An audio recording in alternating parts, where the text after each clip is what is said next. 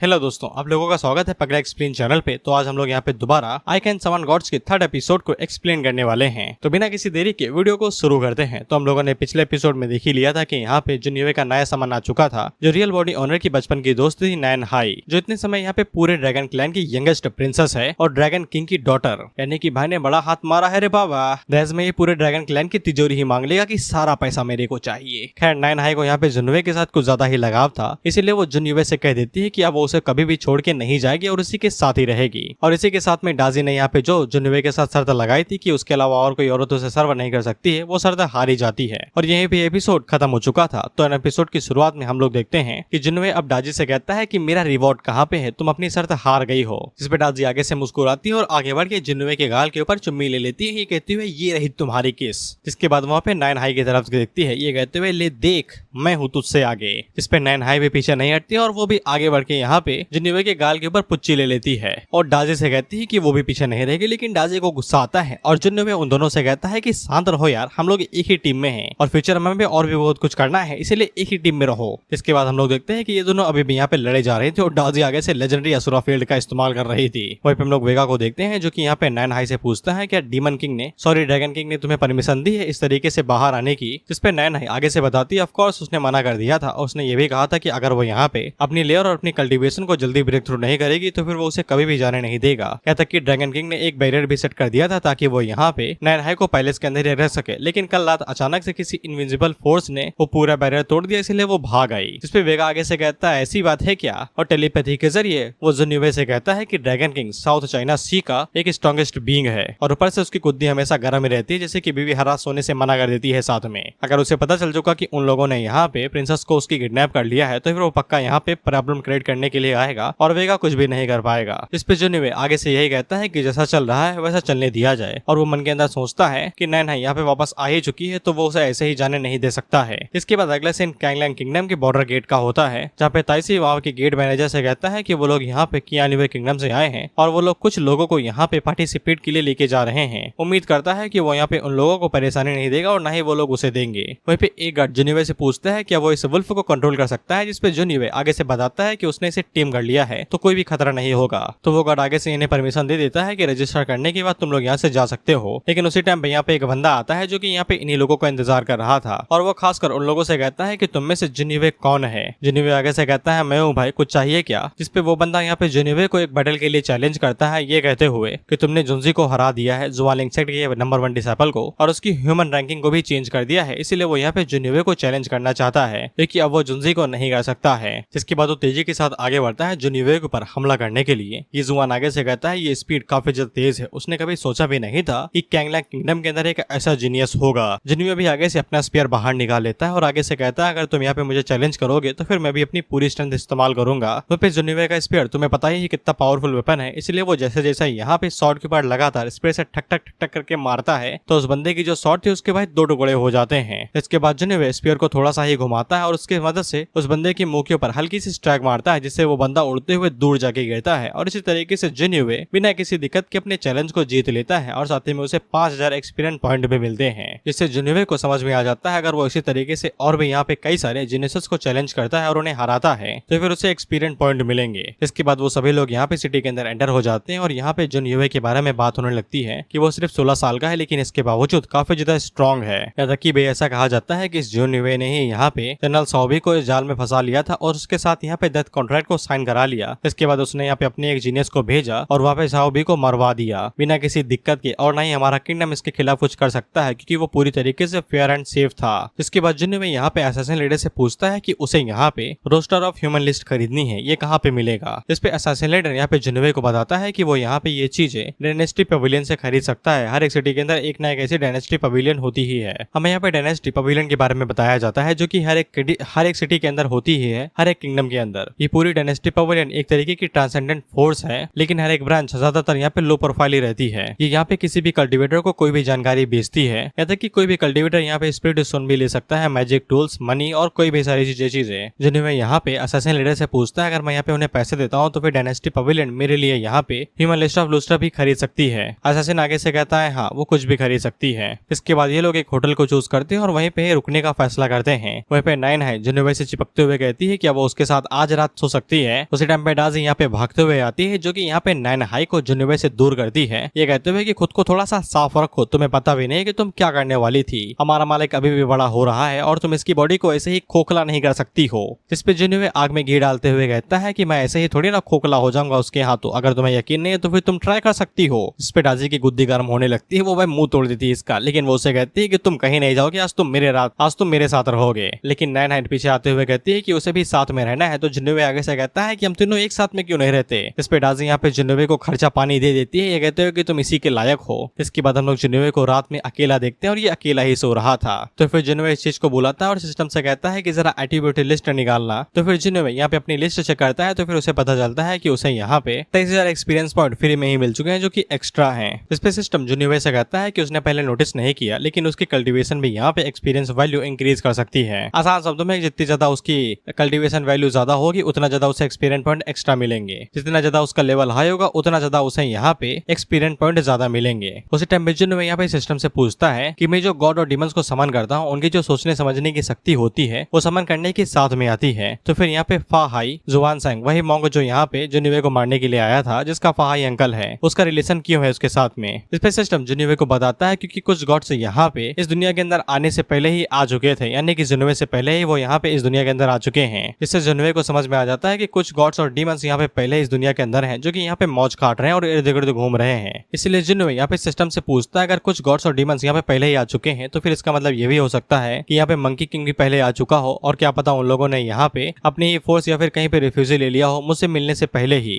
इस पे सिस्टम आगे से बताता है कि यही तो सबसे डरावनी चीज है। मैं होस्ट आपसे यही कहूंगा कि फा हाई और ड्रैगन प्रिंसेस यहाँ पे पहले आए थे, लेकिन वो काफी ज्यादा कमजोर थे, यानी कि नैना यहाँ पे काफी साल पहले हुई आ चुकी थी, जब यहाँ पे जुन्नवे छोटा हुआ करता था, सॉरी रियल बॉडी ओनर छोटा हुआ करता था, तब वो उसे मिला था, इसीलिए उन दोनों का पहले से कनेक्शन था। इसके बाद जुन्नवे यहाँ पे सिस्टम से एक और सवाल पूछता है कि तुमने बताया कि कुछ गॉड्स यहाँ पे पहले ही आ चुके हैं मेरे आने से पहले, तो फिर अगर मैं गलती से उन्हें ही समन कर लेता हूँ तो फिर क्या होगा। इस पे सिस्टम जुन्नवे को बताता है तो फिर वो सभी गॉड्स या डीमंस यहाँ पे अपनी मेमोरी को अवेकन कर लेंगे और जुन्नवे के पास आके रेफ्यूजी लेंगे और उसका कहना मानेंगे, उसके फॉलोवर बन जाएंगे। इस पे जुन्नवे आगे से कहता है चलो ये बात अच्छी कही तुमने, मेरा दिल खुश कर दिया, नहीं तो मैं मरा ही जा रहा था। लेकिन जुन्नवे एक सवाल पूछना भूल गया, वो गॉस्ट जो कि उससे पहले यहाँ पे आ चुके हैं और जुन्नवे उनको समन नहीं करता है और उसकी मुलाकात पहले ही उनसे हो जाती है तो क्या होगा। इस सवाल का जवाब भी सिस्टम के साथ ही चला गया, वो आगे बताएगा, भाई मैं मूड खराब नहीं करना चाहता। फिर इसके बाद हम लोग जुन्नवे के हाथों में वो लिस्ट देखते हैं जो उसे चाहिए थी। अब ये लिस्ट यहाँ पे बस ह्यूमन लिस्ट थी, जहाँ पे कुछ ऐसे लोगों का नाम दर्ज था जिन लोगों ने कम उम्र के अंदर ही यहाँ पे हाई कल्टीवेशन स्टेटस को अचीव कर लिया है। जैसे कि एक बंदा था जिसका नाम यहाँ पे यीजिन है, उसने यहाँ पे 14 की उम्र में वाइड ट्रांसफॉर्मेशन रियलम को अचीव कर लिया था।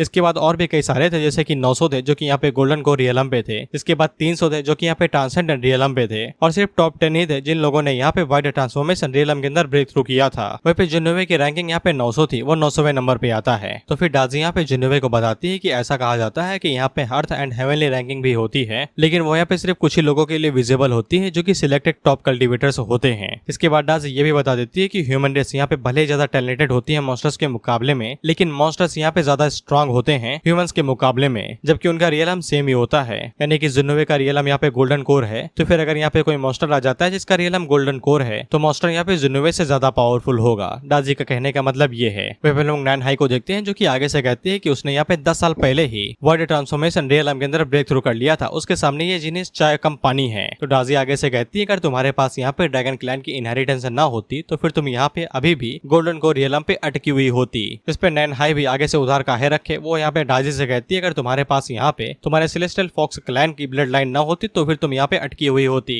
इसके बाद वो डाजी से कहती है कि बस मुझे मेरा जुन्नवे लौटा दो और मुझे कुछ नहीं चाहिए, मैं तुम्हारी जिंदगी बख्श दूंगी। उसी टाइम में जुन्नवे थोड़ा सा पर्दा हटा के देखता है तो फिर हम लोग देखते हैं कि एक नई परेशानी आ जाती है। कुछ लोगों ने रास्ता ब्लॉक कर लिया था, ताइसी उन लोगों से पूछता है क्या तुम लोगों को यहाँ पे कैंगलाइन एम्परर ने भेजा है क्या। उसी टाइम पे एक पहाड़ जैसा बंदा आगे आता है और आगे से चीखते हुए कहता है कि उसका नाम यू चिलियान है और कैंगलाइन एम्परर उन्हें कंट्रोल नहीं कर सकता है। अगर तुम लोग किसी को दोष देना चाहते हो तो फिर तुम्हें यहाँ पे सिर्फ जुन्नवे को दोष देना चाहिए, क्योंकि उसके सर के ऊपर इतनी भारी भरकम बाउंटी जो लगी हुई है। ताइसी को यहाँ पे यू चिलियान के बारे में पता था, क्योंकि उसने यहाँ पे सॉलन को हराया था और कुछ कल्टीवेटर्स को भी, जो कि यहाँ पे पावर हाउस माने जाते थे गोल्डन कोर रियलम के। इस पे यू चिलियन आगे से कहता है कि तुम कुछ ज्यादा ही जानते हो। वह ताइसी उसे कहता है कि यहाँ पे 5th प्रिंस पहले ही मारा जा चुका है, इसलिए तुम्हारे पवेलियन को इस मिशन के ऊपर गिव अप कर देना चाहिए। इस पे यू चिलियन आगे से कहता है मर गया यार, पैसे दो यार हम लोग क्या करेंगे फिर। इस पे जुन्नवे बाहर निकलता है और आगे से कहता है कि ज्यादा सोचो नहीं, हम उसे मार के पहले ही गली में फेंक चुके हैं, पता नहीं दफन किया होगा कि नहीं। अब उसी टाइम पे हम लोग देखते हैं कि पहाड़ से भागते हुए एक बंदा नीचे आता है जो कि डार्क आउल था। असैसिन लीडर उसे पहचान लेता है।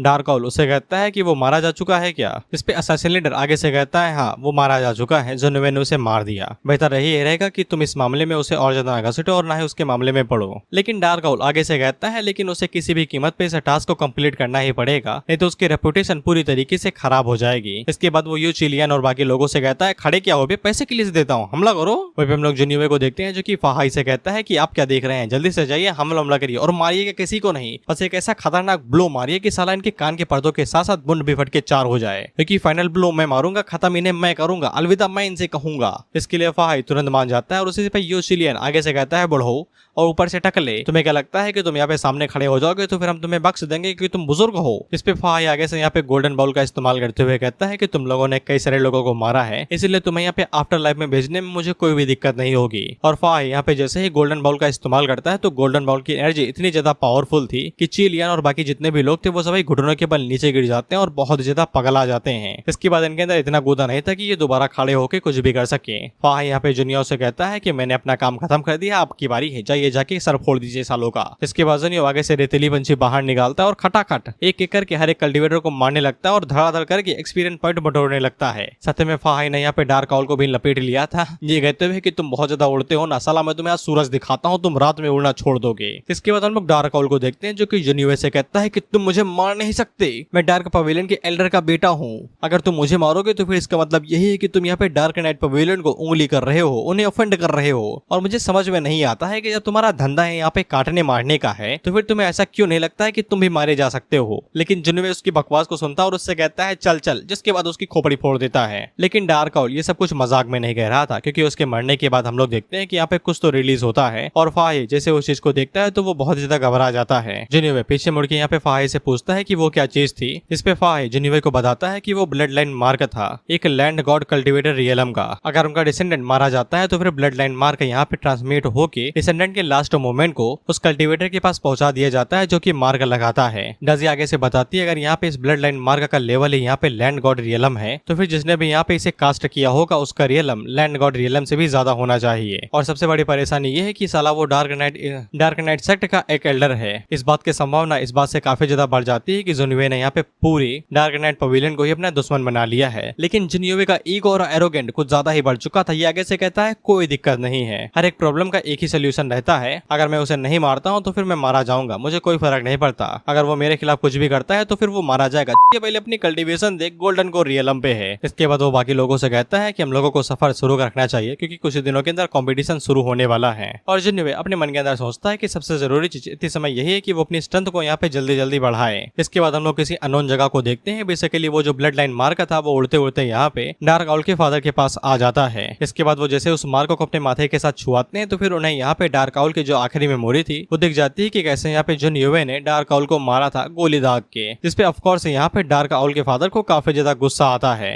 इसके बाद वो चीखते हुए कहता है कि जिन कमीनों ने मेरे बेटे को मारा है मैं उनकी चमड़ी उधेड़ दूंगा। इसके बाद वो चीखते हुए यहाँ पे इविल ड्रैगन नाम के एक बंदे को बुलाता है और उससे कहता है कि डार्क आउल मारा जा चुका है और एक किलर यहाँ पे वाइट ट्रांसफॉर्मेशन कल्टीवेशन का रियलम है, मैं चाहता हूँ कि तुम उसे मार गिराओ। उसका एक सबऑर्डिनेट भी है जो कि यहाँ पे ओल्ड मॉन्क है और वो यहाँ पे विदरिंग पाम आर्ट्स का इस्तेमाल करता है। वो पक्का ये हुआ टेम्पल से ही होगा, जाओ और जाके इस बारे में इन्वेस्टिगेट करो। मैं यहाँ पे उसका फायदा उठाऊंगा उसके पूरे टेम्पल को बदनाम करने के लिए, फिर देखूंगा कि उनकी क्या औकात है। जिसपे इविल ड्रैगन तुरंत बात मान लेता है और यहाँ से खिसक लेता है। इसके हम लोग जुनिया को देखते हैं जो कि यहाँ पे मॉन्क से कह रहा था कि यार मैं तुम्हारा टकला चूमता हूँ, तुम मुझे अपनी टेक्निक सिखा दो जो तुमने अभी इस्तेमाल की थी। लेकिन फाहाई मना कर देता है ये कहते हुए कि उनकी ये जो पाम टेक्निक है वो एक्सप्लोसिव है, सिर्फ ये हुआ टेम्पल के लोग इस्तेमाल कर सकते हैं, बाहर वालों को ये सीखने नहीं दी जाती है। क्योंकि जुनिया बेचारा अब इसमें कुछ भी नहीं कह पाता है क्योंकि रूल्स आर रूल्स। इस पे नैन है यहाँ पे जुनिया से कहती है अगर वो आपको टेक्निक नहीं सिखाना चाहता है तो फिर मैं आपको सिखा देती हूँ। इस पे जुनिया उसे कहता है कि तुम मुझे कौन सी टेक्निक सिखाओगी। डिमोनिक लैंड के ऊपर जो रिस्ट्रिक्शन लगा होता है वो काफी ज्यादा बड़ा होता है, इंसान यहाँ पे किसी भी डिमोनिक आर्ट्स का इस्तेमाल नहीं कर सकते हैं। शायद से ड्रैगन कहना चाहता है लेकिन ट्रांसलेटर माल फूक के बैठा है तो उसने डिमोनिक लिख दिया। मैं क्या हूँ, मैं हूँ भाई ऑटो करेक्ट, बस यही मेरा काम है। क्योंकि नैन हाई भी आगे से ये नहीं कहती है कि वो यहाँ पे डिमोनिक आर्ट्स को सीख सकता है, बल्कि वो ये कहती है कि तुम सीख सकते हो। और वो जुनिया को बताती है कि वो यहाँ पे जुनिया को फिजिकल रिफाइनिंग आर्ट्स सिखाएगी जो उसकी फिजिकल स्ट्रेंथ को यहाँ पे एक ड्रैगन जितना स्ट्रॉन्ग बना देगा। देखा, मैंने बोला ना कि मैं क्या हूँ, ऑटो करेक्ट। ट्रांसलेटर का हगा हुआ साफ करना मेरा काम है। इसके बाद नैन है है, बस अपनी एक उंगली को छूते ही वो यहाँ पे जिन्नोवे को अपनी टेक्निक सिखा देती है। ये कौन सी निंजा टेक्निक है भाई, ये तो मुझे भी चाहिए कि साला कितना मैं अपने माथे पे छूं और मुझे सारे क्वेश्चन याद हो जाएं, सॉरी आंसर्स। इसके बाद मुझे यहाँ पे फिजिक्स वाला की ऐड देखने की जरूरत नहीं पड़ेगी, साला खाने आने बैठो तो पहले पढ़ाई के बारे होती है। बच्चों नीट और जेई क्रैक करना आसान है, बस मेहनत लगती है। जब मेहनत लगती है तो आसान किस बात का है भी। सॉरी यार मैं फर्स्टेड हूँ, खाना खाने बैठा था भाई, थक के आराम से दिमाग खराब कर दिया यूट्यूब ने। खाना खा लिया लेकिन ऐड नहीं खत्म हुई। अब मैं यूट्यूब को गाली दे नहीं सकता, उनसे मेरा निजी रिश्ता है, इसलिए जिनकी ऐड देखी उन्हीं पे ही गुस्सा निकाल रहा हूँ। यूट्यूब MKC तुम्हारी 3 बार। फिर इसके बाद हम लोग जिन्नोवे को देखते हैं, जो कि यहाँ पे टेक्निक जब सीखना शुरू करता है तो फिर एक दूसरी दुनिया के अंदर ही आ जाता है। सिस्टम यहाँ पे जिन्नोवे को बताता है कि जिन्नोवे ने यहाँ पे एशियन फिजिकल रिफाइनिंग आर्ट का एक फ्रेगमेंट अपने अंदर ले लिया है, जिसका नाम है इंडिस्ट्रक्टेबल होली बॉडी। क्योंकि जिन्नोवे ने यहाँ पे पहली बार कोई एशियन मार्शल आर्ट्स को यहाँ पे ओबिटेन किया है, यानी कि हासिल किया है, तो फिर उसे यहाँ पे डीमन एंड गॉड समन करने का मौका दिया जाता है। जिन्नोवे हम लोगों को बताता है कि यहाँ पे जो इंडिस्ट्रक्टेबल होली बॉडी आर्ट है वो यहाँ पे 5 लेवल्स के अंदर डिवाइडेड है। यहाँ पे इस बॉडी का फर्स्ट लेवल यहाँ पे सभी पॉइजन से इम्यूनिटी है, यानी कि इसे पहले पॉइजन के अंदर बैठ के अपनी छाती के अंदर लेना पड़ेगा, जिसके बाद यहाँ पे उन सभी पॉइजन से इम्यून हो जाएगा। सेकंड लेवल यहाँ पे स्टील स्केलेटन है, यानी कि बॉडी को इतना कूटो कि साला वो लोहा बन जाए। मेरे घर पे आज मम्मी यहाँ पे फ्राइडन से मारती है, खन्न से आवाज आती है, वो भी खोपड़ी के ऊपर, कि बच्चा दिमाग से अधमरा हो जाए लेकिन शरीर से ना हो, मजदूरी तो कर ही लेगा। सेकंड लेवल यहाँ पे इंडिस्ट्रक्टेबल बॉडी थी, यानी कि बॉडी के ऊपर कैसे भी अटैक करो बॉडी को कुछ भी नहीं हुआ, एक खरोच तक नहीं आएगी, बिल्कुल मेरे नुन्नू के तरीके। खैर इसके बाद फोर्थ लेवल यहाँ पे हरकुलिस स्ट्रेंथ था, यानी कि बॉडी के अंदर इतनी ताकत आ जाएगी कि तुम 2 पहाड़ उठा दोगे और उन्हें दोबारा नीचे रख दोगे, और क्या करोगे भाई, आसमान में थोड़ी ना फेंकोगे। वहाँ पे fifth and the final form थी वन विद द वर्ल्ड, यानी कि प्रकृति के साथ मिल जाओ। सबसे आसान तरीका है 2 बार गांजा फोक लो और पड़े रहो, बस प्रकृति के साथ मिल गए। मैंने भी ये ट्राई किया था, अगले दिन नाले में मिला था, मम्मी लेके आई थी घर मुझे। हाँ इसके बाद नलाया भी था भाई, और जो प्यार से उन्होंने मेरी पीठ साफ की, छिलने की निशान अभी भी है, but still I love my mother. मैं अपने खानदान को क्यों घसीट रहा हूँ इसमें, सॉरी अब जोकिंग नहीं करूंगा। जिनमें हम लोगों को बताता है कि ओरिजिनली यहाँ पे 2-3 लेवल और भी थे, लेकिन समय के साथ साथ वो गायब भी हो गए, बिल्कुल हमारी उम्मीदों की तरह कि कभी गर्लफ्रेंड में मिलेगी। ये लास्ट था पक्का। खैर इसके बाद वो नैन हाई से कहता है शुक्रिया भाई ये स्किल सिखाने के लिए, जिसपे नैन हाई आगे से कहती है कि वो भी काफी ज्यादा खुश है यहाँ पे जिन्नोवे की मदद करके। वहीं पे जिन्नोवे अपने मन के अंदर सोचता है कि उसने यहाँ पे डार्क नाइट सेक्ट को बहुत ज्यादा बुरी तरीके से उंगली कर दिया, एकदम घुसा ही दी है अंदर तक, तो वो लोग पक्का यहाँ पे फ्यूचर में जिन्नोवे को भी उंगली करने के लिए आएंगे, इसलिए उसे यहाँ पे एक गॉड को दोबारा समन करना पड़ेगा तो उसे प्रोटेक्ट कर सके। और साथ में उसे यहाँ पे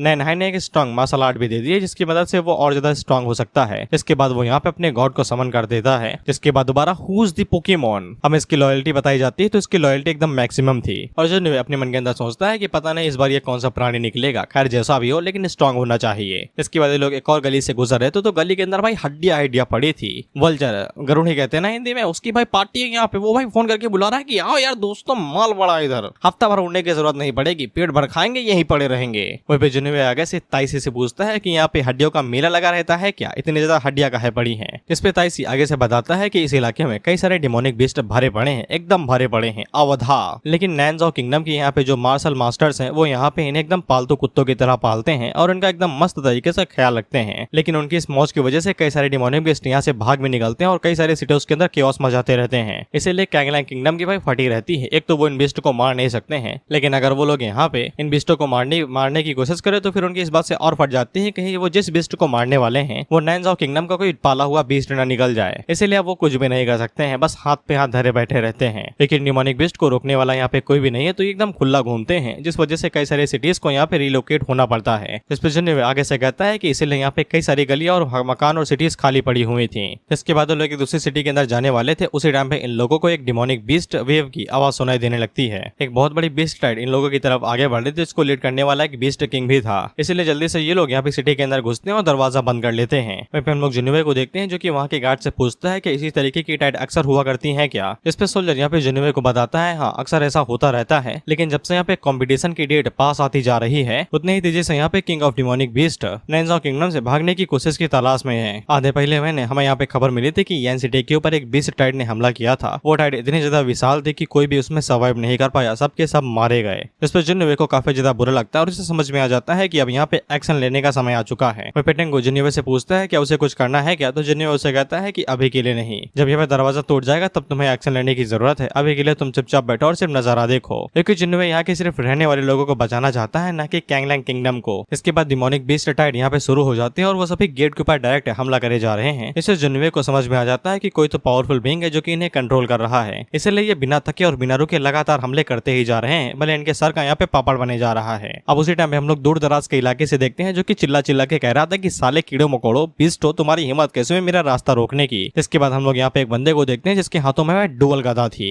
और ये भाई गड़ाम गड़ाम बिस्टो के सरों के ऊपर गड़ाम गड़ाम मारते हुए जा रहा था। दरअसल ये जुवानिवे का नया समन गॉड है जिसका नाम यहाँ पे ली युवान बा है, जिसकी रेस यहाँ पे गोल्डन विंग ईगल है जो कि यहाँ पे लैंड गॉड रियलम के लेवल 1 के रेयर पे है। इसके बाद टेक्निक्स के बारे में तुम ना ही जानो तो ही बेहतर है, कभी बताते कहाँ है। हालांकि इसकी लॉयल्टी एकदम मैक्सिमम थी। वैसे जुनिवे जैसे यहाँ पे युवान बा का नाम सुनता है तो वो काफी ज्यादा स्टन हो जाता है, यानी कि हैरान हो जाता है। अब उसी टाइम पे हम लोग युवान बा को देखते हैं जो कि डुअल गदा का इस्तेमाल करते हुए गड़ाम गड़ाम से बीस्ट टाइड के ऊपर हमला करते हुए लगातार आगे बढ़ते जा रहा था और जो भी उसकी गदा के सामने आता उसकी मुंडी भाई धड़ से अलग हो जाती। इसके बाद वो एक लंबी छलांग मारता है, उसकी छलांग में ही इतने ज्यादा एनर्जी थी कि फोर्स की वजह से जो छोटे मोटे बीस्ट थे वो एकदम दूर ही गिर जाते हैं। उसी टाइम पे एक बियर बीस्ट यहाँ पे सीधा युवान बा का रास्ता रोकने की कोशिश करता है तो युवान बा उसके मुंह के ऊपर एक गदा दे मारता है और उसका भाई मुंह फोड़ देता है। युवान बा के अंदर इतनी स्ट्रेंथ है कि उसने जो छाती चीरी वो सीधा भाई गड्ढे के अंदर बदल गई। जिनमें हम लोगों को बताता है कि युवान बा यहाँ पे गरुड़ा ब्लड लाइन से है, जो पैदा ही गुदवा के आते हैं कि भैया स्ट्रॉन्ग बनना है तो बनना है चाहे जो कुछ भी हो जाए। ये गरुड़ा ब्लड लाइन का एक थप्पा है। जिनमें अपने मन के अंदर सोचता है कि ये बंदा यहाँ पे फ्रंट लाइन जनरल के लिए पूरी तरीके से सुटेबल है। अगर वो यहाँ पे युनबा को अपने अंडर में ले ले तो फिर वो उसका काफी अच्छे से फायदा उठा सकता है। साले अंडर में क्या ले लेते हैं, तो नौकर है। ये भी भाई फ्री टाइम में गांजा फूकता है, मैं बता रहा हूँ अपनी ही चीजें भूल जा रहा है। ताइसी आगे से कहता है अगर वो लोग यहाँ पे युनबा को अपनी तरफ ले ले और उसे बैटल के अंदर छोड़ दे तो फिर युनबा यहाँ पे एक बहुत बड़े वेपन की तरह काम आएगा जो कि मास डिस्ट्रक्शन के लिए इस्तेमाल किया जा सकता है। इस पे जुनिवे उसे कहता है अगर तुमने ये बात कही दी है तो फिर मैं अभी जाके उसे यहाँ पे अपनी साइड पे ले लेता हूँ। लेकिन डाजी जुनिवे को मना करने लगती है ये सब करने से। सबसे पहली बात कि यहाँ पे युनबा के पास एशियन ब्लड लाइन है और उसका ओरिजिन बिल्कुल भी ऑर्डिनरी है, ये ऑर्डिनरी नहीं है। ऊपर से उसकी कल्टीवेशन यहाँ पे डाजी से ऊपर की है और सबसे बड़ी बात कि वो बंदा एकदम रूथलेस है फाइट के मामले में। वो सीधा लड़ाई धड़ाई पे ही उतर आ जाता है छोटी छोटी सी बातों पे। इसीलिए जुनिवे अगर उसके पास जाएगा तो पिस के ही मारा जाएगा। ऐसा कि पहली बार नान यहाँ पे डाजी की हाँ में हाँ मिलाती है और वो कहती है कि वो बंदा सच में बहुत ज्यादा ब्रूटल है। अगर जुनिवे उसके पास जाता है तो जुनिवे के साथ बहुत बुरा कुछ हो सकता है। और उसी टाइम पे इन लोगों को सामने से एक और बहुत बड़ी आवाज सुनाई देती है जो कि यहाँ पे बीस्ट किंग की थी। इससे फाहाई को समझ में आ जाता है कि बीस्ट किंग आने ही वाला है। जिसके बाद हम लोग देखते हैं कि बीस्ट किंग वहाँ पे एंट्री मारता है और वो चीखते हुए कहता है कि तुम कमीने ह्यूमन रेस की हिम्मत कैसे हुए हम जैसे डिमोनिक बीस्ट को मारने की। आज मैं तुम्हें बताता हूँ कि डिमोनिक बीस्ट कितने ज्यादा पावरफुल होते हैं। वह जितने भी सोल्जर यहाँ पे जैसे ही डिमोनिक बीस्ट को देखते हैं तो वो तुरंत बुंड बचा के यहाँ से भाग लेते हैं। डाजी आगे से बताती है कि टाइगर किंग यहाँ पे वर्ल्ड ट्रांसफॉर्मेशन रियलम के 10th लेवल पे है। जिस पे दूसरी वाली महिला मित्र आगे से कहती है इसका मतलब यही हुआ कि जिसके पास यहाँ पे डुअल गदा है वो पक्का हारा जाएगा। लेकिन जुनिवे आगे से कहता है ना वो पक्का जीतेगा। इसके बाद हम लोग युवान बा को देखते हैं जो कि टाइगर किंग से कहता है कि तुम कुछ ज्यादा ही नहीं भौंक रहे, साला कान में दर्द कर दिया, उंगली तक नहीं कर पा रहा मैं, इतनी ज्यादा बड़ी उंगली है मेरी, खुजाने में दिक्कत होती है। इस पे टाइगर किंग आगे से कहता है कि मर जाओ जिसके बाद मैं साफ कर दूंगा तुम्हारा कान। जिसके बाद वो अपने हथियार के साथ में युनबा के ऊपर अटैक कर देता है। इस पे युनबा भी आगे से छलांग मारता है और डुअल गदा का इस्तेमाल करते हुए टाइगर किंग के ऊपर गड़ाम सीधे मारता है जिससे एक तगड़ा धमाका होता है और टाइगर किंग दूर जाके गिरता है। और फिर फोर्स की वजह से वो खिसकते खिसकते आधा किलोमीटर दूर चला गया था। तो फिर हम लोग देखते हैं कि टाइगर किंग को कंट्रोल करने वाला कोई और था, वो उसकी बॉडी के अंदर छुपा हुआ था जो कि पर्पल कलर में है। जिसके बाद ये बाहर निकल के कहता है कि तुम्हारी हिम्मत कैसे हुए मेरे पालतू कुत्ते को मारने की, साले टाइगर है वो। लेकिन युवान बा उससे कहता है कि तुम उसके अंदर छुपे हुए थे तो फिर तुम्हें उसी के अंदर ही छुपे हुए रहना चाहिए था, बाहर क्यों आए। इसके बाद वो दोबारा उसके ऊपर अटैक करते हुए कहता है कि गौर से देखो जिसने तुम्हारे पालतू कुत्ते को मारा अब वो तुम्हें भी मारने वाला है और तुम्हारा नाइटमेयर मर जाएगा। जिसके बाद वो दोबारा यहाँ पे उस स्पिरिट के ऊपर भी अटैक करता है और गड़ाम से बोलता है जगह वो पूरी तरीके से। जिन्हें आगे से कहता है कि जैसा कि उम्मीद की थी ये बंदा पूरी तरीके से ब्रूटल है।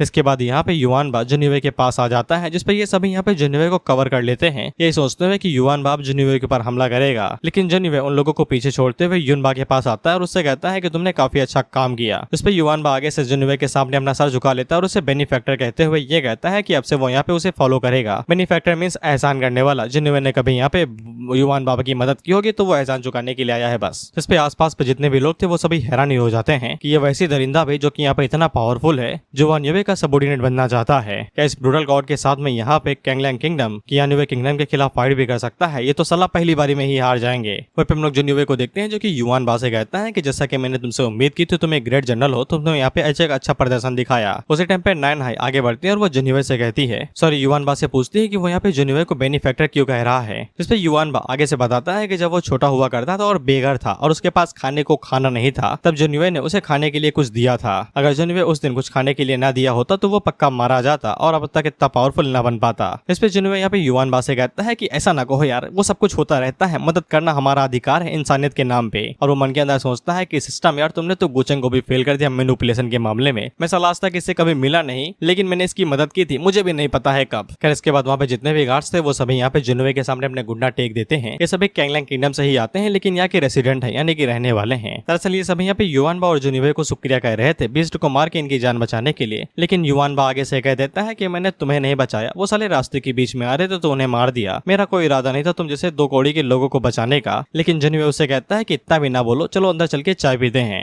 इसके बाद हम लोगों को बताया दिया जाता है कि कैंगलैंग किंगडम के अंदर ली युआनबा वाली बात पूरी तरीके से फैल गई कि उसने अकेले यहाँ पे पूरी डिमोनिक बीस्ट को धाराशाही कर दिया, और हर कोई यहाँ पे ली युआनबा के लिए काफी ज्यादा शुक्रगुजार था कि उसने यहाँ पे उन लोगों को बचा लिया। और उसी टाइम पे पूरे कैंगलैंग किंगडम के अंदर ये खबर दौड़ रही थी कि जिनोवे को पे 10,000 स्पिरिट स्टोन का रिवॉर्ड देने का वादा किया गया है, और साथ ही में उसे यहाँ पे एक नई आइडेंटिटी दी गई है, बेसिकली टाइटल दिया गया है master of the tiger king. इसी वजह से जिनोवे की जो रैंकिंग है वो यहाँ पे टॉप 5 सेक्ट से भी ज्यादा हो चुकी है। डाजी यहाँ पे जिनोवे को बताती है कि नैंजो किंगडम के अंदर 4 बड़े सेक्ट आते हैं और उनमें से एक स्टार सेक्ट भी है। अफवाह के मुताबिक उन सभी के जो हॉल मास्टर्स होते हैं वो इजिली किसी भी किंगडम को डिस्ट्रॉय कर सकते हैं अगर वो यहाँ पे लैंड गॉड जितने ताकतवर हैं तो। और वो जिनोवे से पूछती है कि तुम्हारी फटी हुई है, इस पे जिनोवे आगे से कहता है कि मेरी कैसे फटी होगी यार, मैं साला एक किंग बनने वाला हूँ, मुझे यहाँ पे कियानोवे किंगडम को लीड करके नैंजो किंगडम को सरपास करना है, क्या फर्क पड़ता है कि वो लोग मेरे पीछे आते हैं, अगर वो मुझे मारने की कोशिश करेंगे तो फिर मुझे उन्हें मारना पड़ेगा, सिंपल सी बात है। लेकिन उसी टाइम पे इन लोगों को यहाँ पे एकदम भीषण बदबू आती है, इनका भाई मुंह बन जाता है। जिनोवे ऊपर से भागते हुए कहता है किसने पात दिया यार, तो ताइसे उसको बताता है कि सामने से बहुत ही अजीब धुआं आ रहा है। इस पे ली युआनबा आगे बढ़ता है और वो जिनोवे को बताता है कि ये 3rd फेज वेनम स्नेक है जो रास्ते को ब्लॉक करके रखा हुआ है, और वो जिनोवे से कहता है कि मैं अभी जाके इसे साफ कर देता हूँ। लेकिन जिनोवे यहाँ पे युआनबा के साथ ही जाता है। दरअसल इंडिस्ट्रक्टेबल होली बॉडी का फर्स्ट लेवल यहाँ पे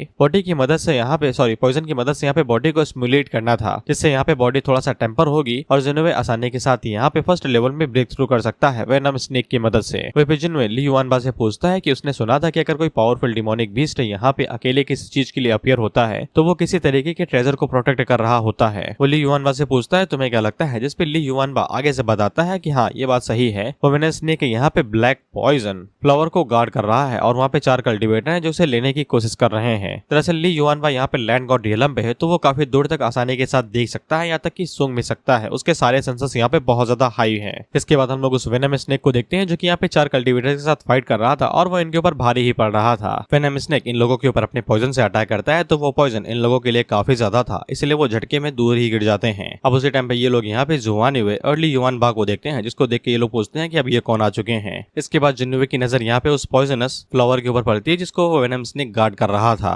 जिनोवे यही सोचता है अगर वो इस पॉइजन का इस्तेमाल करे तो फिर वो यहाँ पे काफी जल्दी ब्रेक थ्रू कर सकता है। इसके बाद जिनोवे उस पॉइजनस फ्लावर की तरफ आगे बढ़ने लगता है और जितने भी कल्टिवेटर थे वो सभी उसे कहते हैं कि आगे न बढ़ो, तुम मारे जा सकते हो। वेनम स्नेक भी जिनोवे को आगे बढ़ता हुआ देखता है तो वो उसके ऊपर अपनी पूंछ से अटैक करता है, लेकिन ली युआनबा तेजी के साथ आगे बढ़ता है और उसकी पूंछ को ही पकड़ लेता है और वो वेनम स्नेक से कहता है कि कुछ ज्यादा ही जोशीले हो, जिसके बाद वो अपनी स्ट्रेंथ का इस्तेमाल करते हुए वेनम स्नेक के स्केल्स को चीर के उसके शरीर के अंदर अपनी उंगलियां घुसा देता है। इसके बाद वो वेनम स्नेक को उठा के दूर पटक देता है, एकदम दूर। इसको देख के ये सभी कल्टिवेटर्स की चीख निकल जाती है। ये अपने मन के अंदर कहते हैं ये क्या है, साले ने उसे उठा के दूर फेंक दिया और उंगलियों को ऐसे चीर दिया जैसे कि मक्खन हो। जिसके बाद जिनोवे उस पॉइजनस फ्लावर के पास पहुंच जाता है तो एकदम भीषण जहरीला था ये। जिसके बाद जिनोवे उस फ्लावर के पास ही बैठ जाता है और वहीं पे ही कल्टीवेट करने लगता है अपनी इंडिस्ट्रक्टेबल होली बॉडी को। ये कल्टीवेटर तो आगे यही कहते हैं कि साला ये यहाँ पे ब्लैक पॉइजन फ्लावर का इस्तेमाल कर रहा है कल्टीवेट करने के लिए, जो कि यहाँ पे एल्केमी के लिए एकदम प्रीशियस मटेरियल है। इस पे दूसरा बंदा आगे से कहता है कि कोई फर्क नहीं पड़ता है, ये बंदा अगर यहाँ पे पॉइजन को इनहेल करेगा तो ये तुरंत ही मारा जाएगा।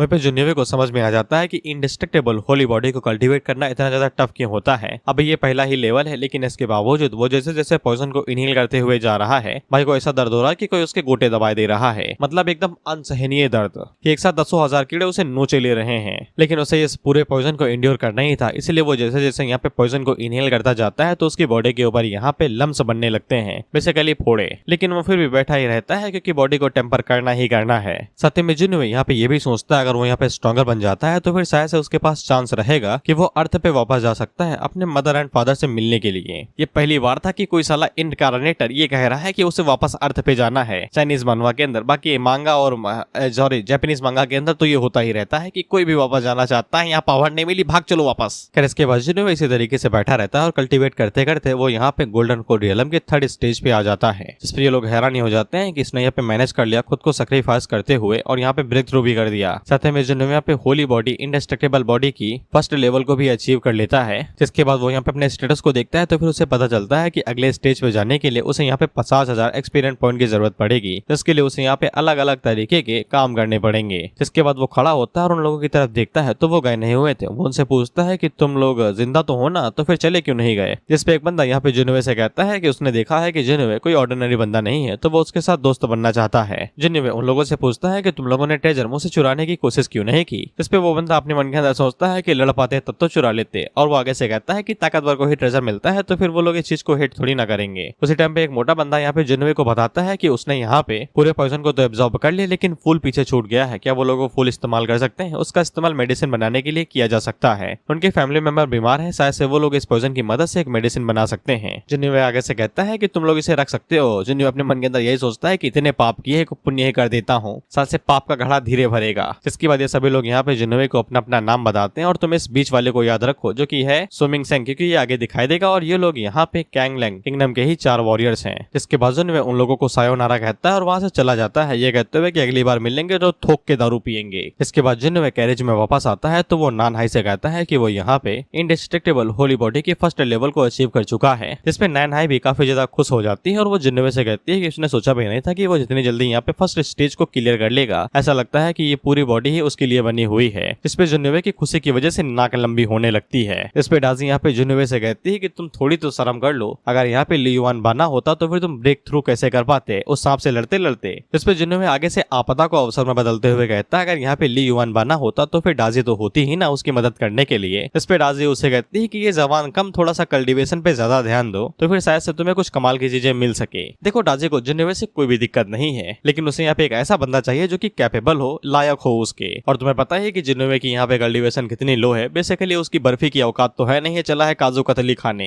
बाय द वे आज तो रक्षाबंधन होगा, शायद से 9 तारीख को वीडियो अपलोड कर रहा हूँ भाई, पता नहीं है। अगर है तो हैप्पी रक्षाबंधन भाई, जाओ जाके जेब ढीली करो। लेकिन तुम तो गरीब हो यार। तुम क्या मैं भी गरीब हूँ साला, मेरे पास देने के लिए पैसे ही नहीं है। लगता है 10 रुपए की लेजेंडरी नोट निकालनी पड़ेगी। खैर इसके बाद हम लोग अगला सीन 2 दिनों के बाद का देखते हैं, और यहाँ पे एक बंदा था जिसका नाम लीजी था, जो कि यहाँ पे जिन्होवे का इंतजार कर रहा था उसको चैलेंज करने के लिए। खैर जो लीजी नाम का बंदा था, इसने यहाँ पे शॉर्ट स्पिरिट को अवेकन किया था, तो ये खुद को यहाँ पे बाहुबली समझ रहा था और इसे ये लग रहा था कि यहाँ पे ये जिन्होवे को मसल ही देगा। अब उस टाइम पे एक बंदा यहाँ पे लीजी के पास आता है और उसे बताता है कि जिन्होवे आ चुका है। इस पे लीजी यहाँ पे भागते हुए जिन्होवे के पास जाने लगता है, ये कहते हुए कि आने दो, साले को अभी ही चैलेंज करता हूँ। इसके बाद उसकी नजर जैसे यहाँ पे जिन्होवे के ऊपर पड़ती है तो वो जिन्होवे से कहता है कि come and fight with me. जिंदगी और मौत की लड़ाई, अगर तुम जीतते हो तो जियोगे और मैं जीतता हूँ तो मैं जीऊंगा, जो भी हारा जाएगा मौत का सामना करा जाएगा। और उसी टाइम पे यहाँ पे जिन्होवे के पास साइड क्वेस्ट भी आ जाती है कि उसे यहाँ पे लीजी को हराना है, इसलिए वो तुरंत चैलेंज को एक्सेप्ट भी कर लेता है और अपनी स्पीयर को बाहर निकाल लेता है। तो इसे यहाँ पे जिन्होवे को बता देता है कि लीजी ने यहाँ पे शॉर्ट स्पिरिट को अवेकन किया है, तो फिर उसे सावधान रहना पड़ेगा। इसके बाद लीजी यहाँ पे अपने शॉर्ट को बाहर निकालता है और जिन्होवे के ऊपर शॉर्ट स्पिरिट के साथ में अटैक कर देता है। लेकिन जिन्होवे आगे से अटैक कर पाता कि उससे पहले यहाँ पे लीजी का फादर उसके पास आ जाता है, जो कि वही बंदा था जो जिन्होवे से यहाँ पे वेनम स्नेक और पॉइजनस फ्लावर वाली जगह पे मिला था। और वो लीजी से कहता है कि तुम यहाँ पे जिन्होवे के साथ फाइट नहीं करोगे, तुम उसके मुकाबले के नहीं हो, जल्दी से सॉरी बोलो और चलो यहाँ से। इसके बाद वो पीछे मुड़ के यहाँ पे जिन्होवे से कहता है कि मेरा बेटा थोड़ा सा नादान, उसे माफ कर दीजिए, मैं उसकी तरफ से माफी मांगता हूँ। और फिर सुसेंग को जैसे ही पता चला था कि उसका बेटा यहाँ पे जिन्होवे को चैलेंज करने वाला है, तो वो तुरंत यहाँ पे भागते हुए चला आया, क्योंकि सुसेंग को काफी अच्छे से पता है कि जिन्होवे काफी ज्यादा पावरफुल है और वो उसके बेटे को मार सकता है लाइफ एंड डेथ के डुअल बैटल में। और क्योंकि सुसेंग ने यहाँ पे जिन्होवे के सामने अपना सर झुकाया था और वो यहाँ पे 4 वॉरियर्स कैंगलैंग का हेड था, तो फिर ये उनके लिए काफी ज्यादा शर्म की बात थी। लेकिन जब जान बच रही हो तो फिर शर्म वरम नहीं दिखी जाती। लीजी अपने फादर से कहता है कि आप ये क्या कर रहे हैं। दरअसल लीजी को पता नहीं कि वो किससे भिड़ने वाला है। लीजी के फादर उसे बार बार समझाते हैं अगर तुम लड़ोगे तो फिर तुम मारे जाओगे, वो तुम्हारे मुकाबले का नहीं है। लेकिन लीजी आगे से मान ही नहीं रहा था। तो जिन्होवे यहाँ पे सुसेंग से कहता है कि मैं यहाँ पे फ्रेंडली मैच करूंगा, चिंता न करो, मैं तुम्हारे बेटे को मारूंगा नहीं। तो फिर सुसेंग यहाँ पे फाइट के लिए मान जाता है। इसके बाद हम लोग लीजी को देखते हैं और इसे यही लग रहा था कि यहाँ पे जिन्होवे को मसल के रख देगा, इसलिए आगे से चीखते हुए कहता है कि अभी मेरा यहाँ पे डिसाइडेड भी नहीं हुआ, तुम ऐसा क्या दिखा रहे हो कि तुम यहाँ पे जीत चुके हो पहले ही। जिसके बाद वो यहाँ पे शॉर्ट स्पिरिट को दोबारा अवेकन करता है और जिन्होवे के ऊपर अटैक कर देता है। लेकिन जिन्होवे अपने हाथों की मदद से उसके शॉर्ट को पकड़ता है और उसके टुकड़े टुकड़े कर देता है, ऑफ कोर्स इंडेस्ट्रेबल होली बॉडी की मदद से। इसके बाद वो अपने हाथों में यहाँ पे लाइटनिंग को एक्टिवेट करता है, वहीं पे जो पेंगटियान की टेक्निक थी 66,000 वर्जन वाली, उसकी वजह से है ये। जिसके बाद वो यहाँ पे लीजी के सीने के ऊपर हल्का सा ही हाथ रखता है और झटके की वजह से वो दूर जाके गिरता है और दीवार में जा घुसता है और धड़ाम से नीचे गिर जाता है। यहाँ के जितने भी सोल्जर्स थे उन्हें यकीन नहीं हो रहा था कि लीजी यहाँ पे हारा गया, वो भी एक मूव के अंदर बिना कुछ भी किए हुए, और जिन्होवे ने अपने वेपन तक का इस्तेमाल नहीं किया। वहीं पे लीजी जो था वो यहाँ पे कैंगलैंग किंगडम के लिए एक बहुत बड़ा जीनियस था और वो लोग उसे यहाँ पे पावरफुल मानते थे। लेकिन अब वो उनके सामने हार चुका है, तो अब जीली की इज्जत जा चुकी चुकी है। वहीं पे हम लोग लीजी को देखते हैं और इसकी आंखें बाहर आ जाती हैं कि यहाँ पे हार कैसे सकता है। हालांकि उसके फादर खुश थे कि चलो कम से कम बेटा तो उनका जिंदा है। जिसके बाद वो जिन्नोवे से कहते हैं अगर हम तुमसे दोबारा मिलते हैं तो प्लीज बच्चे के ऊपर दया करके उसे थोड़ा सा जीतने देना। जिसके बाद वो तुरंत यहाँ से भाग जाता है। जिन्नोवे आगे से कहता है इतना डरावना थोड़ी ना हो कि छाती पे कुछ गुदवा रखा है कि तुम लोग साला डर के ही भाग जाओ यहाँ से। इसके बाद वो दोबारा अपने कार्ड के अंदर जाता है और अपने सफर को शुरू कर देता है। इसके बाद हम लोग यहाँ पे कैंगलैंग किंगडम के प्रिंस को देखते हैं। बेसिकली एम्परर का बेटा और उसका चेला उसे बताता है कि यहाँ पे ज़िली हारा जा चुका है जिन्नोवे के हाथ हो। इस पे प्रिंस आगे से कहता है कि जिन्नोवे को सिर्फ यहाँ पे कुछ ही महीने हुए हैं, लेकिन इसके बावजूद उसकी पावर इतनी ज्यादा कैसे बढ़ सकती है।